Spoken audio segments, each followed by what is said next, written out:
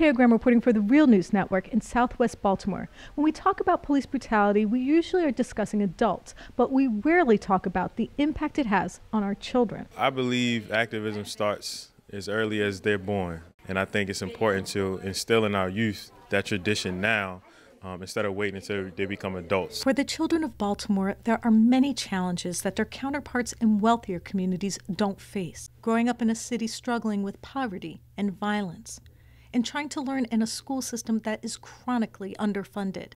I think there is a lot wrong with police brutality because it causes people to die or get really hurt. But there's another topic fifth graders at the Southwest Baltimore Charter School have to confront: police brutality. In expedition class, we have been learning about police brutality and activists that are trying to end police brutality.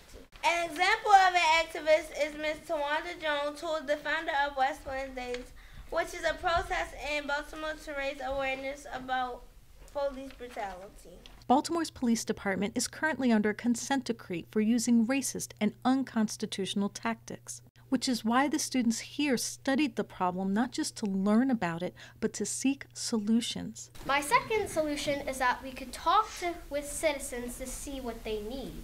My third solution is that we could contact our representatives and ask what they're doing to stop police brutality.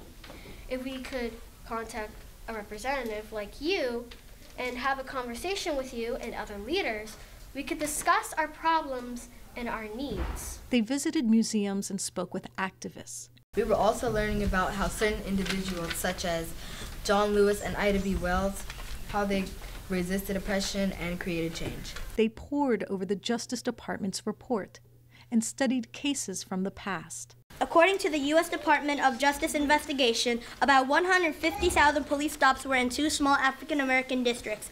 This is 44% of all stops in Baltimore. This makes me feel disgusted that people are being treated differently because of their skin color. And they applied their findings to recommendations which they are sending to the police department. My first solution to police brutality is to enforce a test that identifies racist police officers. There should be tests like this to see if that person is fit to be a cop. Also, this can help eliminate or reduce police brutality because then there will be less racist cops policing our city. My third and final police reform idea is for police officers to stop criminalizing everything. If police officers criminalize the small things, they might miss the big, dangerous, or harmful stuff.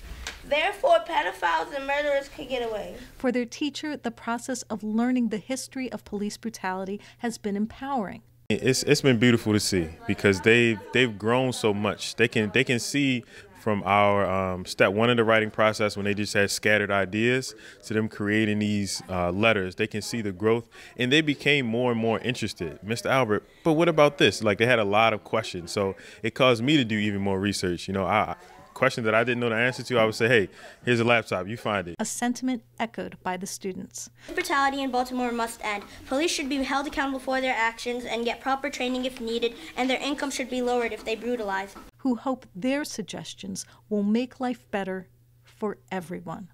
I wrote this letter for you to follow. You're probably going to say, I'm not listening to a fifth grader. Well, actually, anyone can make a difference, even kids. This is Teogram and Stephen Janis reporting for the Real News Network in Baltimore City, Maryland.